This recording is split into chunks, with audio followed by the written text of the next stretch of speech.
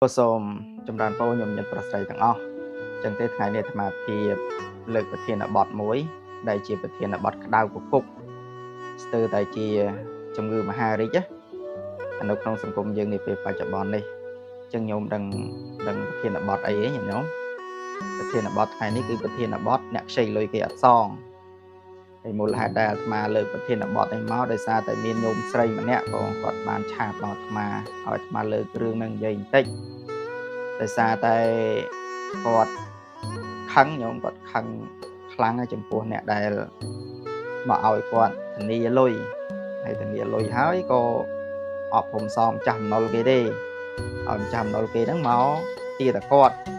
ហើយមិនត្រឹមតែមានបញ្ហាម្ចាស់អំណុលគេទាគាត់ទេធ្វើឲ្យក្រុមគ្រួសារគាត់បាក់បែកទៀតញោមក្រុមគ្រួសារគាត់មានបញ្ហានឹងគ្នាដោយសារតែស្វាមីរបស់គាត់ខឹងនឹងគាត់អញ្ចឹងទៅសុកទៅធានាលុយឲ្យគេឥឡូវបែរជាមកធ្លាក់មកលើខ្លួនឯងចឹងញោមម្ចាស់បំណុលគួរតែគិតដែរញោមណាព្រោះអ្នកឲ្យជាពាក់លុយយើងក៏គេជួយយើងអ្នកធានាអ្នកដែលគេធានាអះអាងឲ្យយើងក៏គេជួយយើងជាពិសេសអ្នកធានាញោមព្រោះអ្នកធានាមានបានអីញោមឃើញណាអ្នកធានាចិត្តបុណ្យសុទ្ធសាធបដ ாய் ណាព្រោះម្ចាស់បំណុលគេឲ្យខ្ចីគេលោបានការខ្លះអត់ញោមខ្ចីលុយគេបានញោមយកទៅប្រើប្រាស់អីផ្សេងបានជាប្រយោជន៍ញោមទៅតែអ្នកធានាមានបានអីញោមហ្នឹងគេថាសាច់មិនបានស៊ីយកឆ្អឹងជួកខ្ញុំឃើញទេដល់ទៅពេលញោមជាពាក់លុយអត់ព្រមសមម្ចាស់អំណុលឥឡូវមានបញ្ហាដល់គាត់ហើយមិនត្រឹមតែមានបញ្ហារឿងលុយកាក់ឯងធ្វើឲ្យក្រុមគ្រួសារគាត់នឹងមានបញ្ហានឹងគ្នាទៀតអញ្ចឹងញោមទៅគិតហើយគាត់ឆាតមកគាត់ឆាតទាំងទឹកភ្នែកញោមសំណេររបស់គាត់ហ្នឹងគាត់ថាខំជួយគេអស់ចិត្តពីថ្លើមនឹកឃើញថាអ្នកស្គាល់គ្នាអញ្ចឹងទៅកុំឲ្យថាយើងចិត្តមិនបានឥឡូវនេះបែរជាទុកបែរជាធ្វើបុណ្យបានទោសគាត់និយាយពាក្យចេះធ្វើបុណ្យបានទោសបែរជាម្ចាស់អំណុលមកទាតែគាត់ត្រូវរលុយសងគេហើយមានបញ្ហាក្នុងគ្រួសាររបស់គាត់ទៀតហើយអ្នកដែលខ្ចីលុយគេបាននោះអត់គិតប្រឹងប្រែងរកស៊ីសងគេទេគាត់និយាយចេះគិតតែហៃសូប្រើរបស់ទំនើបហើយអួតគាត់ទៀតហើយនិយាយយ៉ាងណាគេក៏ឈឺក្បាលហើយញោមហើយអញ្ចឹងគាត់ក៏បានផ្ញើអាសាហ្នឹងមកអាត្មាជួយនិយាយអាត្មាមិនដឹងនិយាយបានអីទៀតញោមបើសំបីតែច្បាប់គេដោះស្រាយអត់ចេញអាត្មាមិនដឹងនិយាយមិនចេញហើយទូកនិយាយក៏បានត្រឹមតែនិយាយដែរបងប៉ុន្តែរឿងបុណ្យរឿងបាបវាតែងតែមានណាញោមប៉ុន្តែបើអាត្មាសង្កេតមើលអ្នកជាពាក់លុយប្រហែលជាលេងខ្លាចបាបហ្នឹងញោមលេងខ្លាចបាបហ្នឹងវាប្រៀបធៀបដូចជាមនុស្សយើងណាដែលនៅកន្លែងគេចោលសម្រាមនៅកន្លែងគេចោលរបស់មិនស្អាតនៅជាប់លូទឹកស្អុយអីអញ្ចឹងទៅនៅដំបងវាដូចជាធំក្លិនដែរធំក្លិនស្អុយដែរញោមដល់ពេលនៅយូរទៅវាស៊ាំវាលេងមានក្លិនស្អុយអញ្ចឹងទៅលេងខ្ពើមលេងអីអញ្ចឹងទៅអញ្ចឹងយ៉ាងណាមិញបននៃបាបនេះដំបងដៃដូចខ្លាចចិត្តគេដែរញោមខ្លាចចិត្តខ្លាចបាបខ្លាចអីអញ្ចឹងដែរដល់ពេលវាជាពាក់យូរមកហៅមុខក្រាស់លេងខ្លាចបាបបដ ாய் អញ្ចឹងអាត្មាមិនដឹងជាកោះមិនឡើងទេញោមតែគាត់ថាសំណុំពោញោមចេះថាញោមទៅគិតថាលុយគេពិបាករកញោមលុយពិបាករកណាហើយនៅពេលដែលញោមមានទុក្ខលំបាកមានបញ្ហាដោះស្រាយមិនរួចដោះស្រាយមិនបានញោមទៅរកគេហើយទៅរកគេខំជួយយើងឲ្យសុខចិត្តណាញោមជាពិសេសអ្នកធានាហ្នឹងហ្មងបើម្ចាស់អំណុលឲ្យលោកគេបានការខ្លះហើយម្ចាស់អំណុលក៏គេមានគុណមកលើយើងដែរព្រោះលុយគេពិបាករកចង់ងាប់ពេលខ្លះគេទុកលុយហ្នឹងសម្រាប់បង្កើតអាជីវកម្មផ្សេងឬក៏គេទុកធ្វើអីមួយដែលចាំបាច់ចឹងទៅតែគេសុខចិត្តយកលុយហ្នឹងមកឲ្យយើងខ្ចីខ្ញុំគិតមើលតើទំហំទឹកចិត្តរបស់គេយ៉ាងណាដែរជាពិសេសអាលុយតាមគ្នាញោមបើលុយធនាគារគេលោកមានប្លង់ដីមានអីគ្រប់សពបែបយ៉ាងយើងមានរបស់របរទៅប្រចាំគេចឹងទៅតែអ្នកធានាមានរបស់អីប្រចាំញោមចឹងញោមត្រូវគិតឡើងហ្នឹងដែរញោមត្រូវគិតឡើងហ្នឹងឲ្យច្បាស់ថាគេខំជួយយើងដោយសុចចិត្ត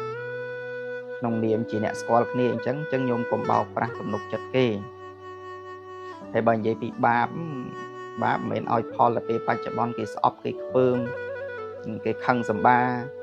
ទៅណាគេមិននិយាយរោស្ទើរថាពេលខ្លះទៅគេជ្រុលដៃជ្រុលជើងក៏មានដែរញោមអាហ្នឹងឲ្យទុកពេលបច្ចុប្បន្នហើយប៉ុន្តែប្រសិនបើញោមទុកអាបញ្ហាហ្នឹងរហូតដល់ញោមឆ្លងជាតិវាទៅឆ្លងជាតិបានន័យថាវាស្លាប់ទៅញោមស្លាប់ពីជាតិនេះទៅជាតិខាងមុខចឹងណាគេថាកម្មឲ្យជាបដិសន្ធិកម្មឬក៏បដិសន្ធិកាល ការបដិសន្តិការនេះឲ្យទោសធ្ងន់ណាញោមឲ្យទោសធ្ងន់ណាស់ញោមកើតជាតិណាក៏ជាពាក់តាមអំណុលគេហ្នឹងឃើញទេញោមហើយបើថារោគមុខរបររោគទ្រព្យមុខរបររោគស៊ីប្រចាំជីវិតហ្នឹងដាក់អីក៏អស់ដែរញោមដាក់អីក៏ហិនដែរញោម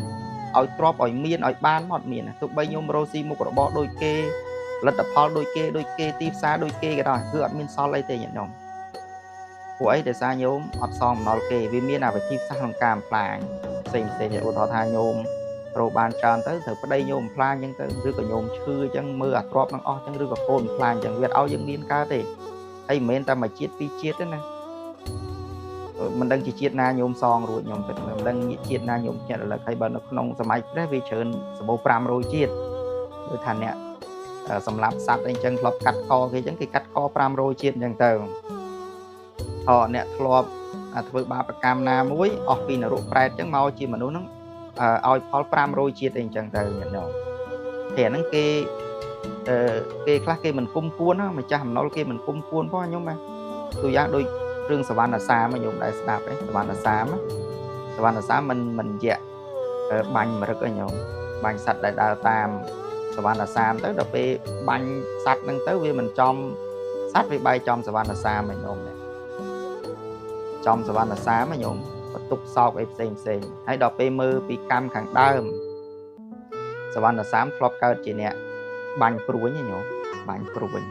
ហើយបាញ់ត្រង់ញោមហើយថ្ងៃមួយហ្នឹងក៏មានការប្រឡងការអីចឹងទៅសវណ្ណសាមក៏បាញ់ព្រួយចំដើមឈើញោមបាញ់ចំដើមឈើទៅចៃដន្យនៅក្នុងដើមឈើហ្នឹងមានដង្កូវយក្សមួយនៅក្នុងហ្នឹងញោមអញ្ចឹងក៏ចំដង្កូវយក្សហ្នឹងស្លាប់ទៅញោមចឹងហៅថាងាប់ក៏បានស្លាប់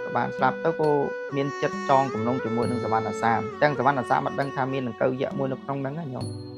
អញ្ចឹងដង្កូវហ្នឹងគុំគួនញោមថាកើតជាតិណាខ្ញុំនឹងតាមសម្លាប់អ្នកឯងញោមអញ្ចឹងក្រោយមកក៏ដង្កូវយក្សកើតជាយក្សហ្នឹងញោមដើររោសត្វមរឹកអីផ្សេងជាអាហារអញ្ចឹងទៅហើយដល់ពេលបាញ់សត្វមរឹកហ្នឹងមិនចំសត្វនោះបែកចំសវណ្ណសាមអាហ្នឹងក៏ជាទោសមួយអញ្ចឹងទៅហើយមួយវិញទៀតអ្នកស្លាប់ប្រពេញោមអ្នកស្លាប់ប្រពេញោមតែកាត់ក្បាលប្រពេអញ្ចឹងទៅដល់ពេលខ្លួនឯងធ្លាក់នរកហើយចុងក្រោយមកកើតជាមនុស្សត្រូវគេកាត់ក្បាល500ជាតិដែរញោមដល់ពេលសម័យថ្ងៃមួយរលឹកជាតិបានតែមានពេជ្ជឃាតម្នាក់ហ្នឹងជាអ្នកកាត់ក្បាលហើយក៏ផ្ដាំទៅពេជ្ជឃាតណាពេជ្ជឃាតឯងបើកាត់ក្បាលខ្ញុំឥឡូវហ្នឹងពេជ្ជឃាតឯងត្រូវគេកាត់ក្បាល500ជាតិវិញទូយ៉ាងដូចខ្ញុំអញ្ចឹងខ្ញុំធ្លាប់កើតជាអ្នកស្លាប់សត្វប្រពេខ្ញុំស្លាប់សត្វប្រពេហ្នឹងដល់ពេលខ្ញុំស្លាប់ទៅធ្លាក់នរកធ្លាក់ប្រែតហើយចេញពីនរកប្រែតត្រូវគេកាត់ក500ជាតិដូចគ្នាហើយជាតិនេះជាជាតិចុងក្រោយរបស់ខ្ញុំហើយអញ្ចឹងពេជ្ជឃាតគាត់ណាលឺអញ្ចឹងខ្ញុំអត់កាត់ក្បាលអ្នកឯងទេដល់ពេលហើយបរិះហ្នឹងក៏និយាយថាទោះបីជាពេជ្ជឃាតមិនកាត់ក្បាលខ្ញុំក៏ខ្ញុំត្រូវដាច់ក្បាលនៅថ្ងៃនេះដែរហើយពេជ្ជឃាតហ្នឹងឆ្ងល់ញោមបើខ្ញុំមិនកាត់ហងមិនបានដាច់សាប់មកស្ទុះឡើងរន្ទះឲ្យញោមរន្ទះចំថ្មភ្នំថ្មភ្នំធ្លាក់មកចំកកហ្នឹងក៏ដាច់កស្លាប់បាត់ទៅអញ្ចឹងញោមអញ្ចឹងបានន័យថាកម្មនេះទោះបីញោមស្ថិតនៅក្នុងណាក៏ដោយទីណាក៏ដោយស្ថិតនៅឯកដអាកាសជ្រុះក្រោមនៅក្រោមភ្នំគុហាឬក៏ចេះជ្រែកដីកំបាំងកាយចេះហោះចេះហើរមិនក៏កម្មហ្នឹងវាឲ្យផលយ៉ាងដែរអញ្ចឹងជាពិសេសគឺញាតិញោមនេះជាពាក់លុយគេអត់សងធ្វើឲ្យម្ចាស់បំណុលគេក៏ហល់កាហាយបែកបាក់ក្រុមគ្រួសារគេហ្នឹងអាហ្នឹងបើនិយាយទោះពេលបច្ចុប្បន្នហ្នឹងវាធំហើយអញ្ចឹងកុំបដ ாய் ឲ្យទោសញោមហ្នឹងឆ្លងជាតិទេញោមទៅមិនដោះស្រាយពីជាតិហ្នឹងឲ្យបានទូយ៉ាងអាត្មានិយាយរឿងពីរឲ្យញាតិញោមស្ដាប់ចាំមើលរឿងអង្គលីមាញោមអង្គលីមាគេហៅថាឲ្យកម្មជាប្រវត្តិកាលឲ្យពេលបច្ចុប្បន្នអញ្ចឹងអង្គលីមាគាត់បានកាត់ម្រាមដៃគេញោមអង្គលីមាញោមកាត់ម្រាមដៃខ្វះតែមួយទៀតឯងញោមខ្វះតែមួយទៀតគឺខ្វះម្រាមដៃម្ដាយមិនថាខ្វះម្រាមដៃដែរឲ្យតែមានអ្នកណាមកចិត្តហ្នឹងគឺកាត់តែចៃដន្យនេះជួបម្ដាយញោមជួបម្ដាយទៅចៃដន្យនេះក៏ព្រះសម្មាសម្ពុទ្ធព្រះអង្គទៅប្រោះតាន់ពេលតាន់វេលាអញ្ចឹងទៅក៏មិនបានស្លាប់ម្ដាយទេអញ្ចឹងគណៈពេលហ្នឹងប្រសិនអង្គលីមានស្លាប់ម្ដាយត្រូវធ្លាក់នរកទៅទោសអនន្តរិយកម្មឲ្យទោសនៅក្នុងនរកហ្នឹងឆ្អែតឆ្អន់ហើយបានឲ្យទោសពេលអស់គេហៅថាឧបគិតកកម្មកាត់ផ្ដាច់អាកម្មចាស់ហ្នឹងអស់ទៅបានមកកើតជាមនុស្សអីត្រូវរងគ្រោះអីផ្សេងអញ្ចឹងទៅប៉ុន្តែដោយសារលោកអត់បានស្លាប់ម្ដាយហ្នឹងវាឲ្យកម្មជាប្រវត្តិកម្មឯងញោម ហើយប្រវត្តិការហ្នឹងក៏បួសទៅត្រូវបានគេគប់គេអីអញ្ចឹងទៅកែខ្លួនហ្នឹងទោសហ្នឹងទោះបីជាទោសហ្នឹងឃើញតែធ្ងន់ធ្ងរនៅពេលបច្ចុប្បន្នតែមិនធ្ងន់ធ្ងរដូចដែលយើងឆ្លងជាតិទេអាហ្នឹងរឿងអង្គលីមាអញ្ចឹងលោកឲ្យទោសពីប្រវត្តិកាលអស់លីងញោមលោកបានសម្រេចព្រះរហន្តទៅក៏ចូលបរិនិព្វានបានទៅប៉ុន្តែដោយឡែកព្រះបាទជាទុសត្រូវវិញញោមព្រះបាទជាទុសត្រូវសម្លាប់3ដាព្រះបាទគុំពិសាញោមហើយសួរថាព្រះបាទជាទុសត្រូវនេះបុណ្យលោកតិចអត់ទេញោមបុណ្យច្រើនណាស់ធ្វើបុណ្យសម័យព្រះកក្រឹកកក្រែងញោមព្រះបាទជាទុសត្រូវប៉ុន្តែដោយសារតែទុសសម្លាប់ឪពុកខ្លួនឯងនេះអញ្ចឹងអត់អាចគេចពីនរកបានទេអញ្ចឹងត្រូវសោយទុកក្នុងនរកសិនឃើញឆ្លងជាតិឯញោមអត់ឲ្យទោសដូចអង្គលីមីឲ្យទោសពេលបច្ចុប្បន្ននេះទោសចឹងច្រើនត្រូវគេគប់ត្រូវគេសម្លាប់អីតិចតួចតែប៉ុណ្្នឹងឯងវាអត់មានទោសកំហុសអីធ្ងន់ធ្ងរទេប៉ុន្តែដល់ពេលយើងឆ្លងជាតិទៅធ្លាក់នរកសិនឃើញទេញោមទូយ៉ាងដូចព្រះបាទជាទុសត្រូវអញ្ចឹងយ៉ាងណាមិញអាត្មាលើករឿងនេះទោះបីជារឿងនឹងវាអត់តាក់ទងជាមួយនឹងអ្នកចាក់លុយសងលុយអីយ៉ាងណាប៉ុន្តែឲ្យញោមគិតឲ្យញោមម្ចាស់អំណុលគិតញោមគិតថាអូបើសិនបើអញសងគេពេលបច្ចុប្បន្ននេះអស់ទៅវារួចទោសយើងហ្នឹងប៉ុន្តែបើញាតិញោមនៅជាពាក់អំណុលគេនឹងធ្វើឲ្យញោមស្លាប់ទៅនៅមានឈ្មោះជាពាក់អំណុលគេញោមចប់ហើយញោមរោស៊ីអីក៏អត់ឡើងដែរហើយដើរដោះអំណុលគេមិនដឹងប្រមា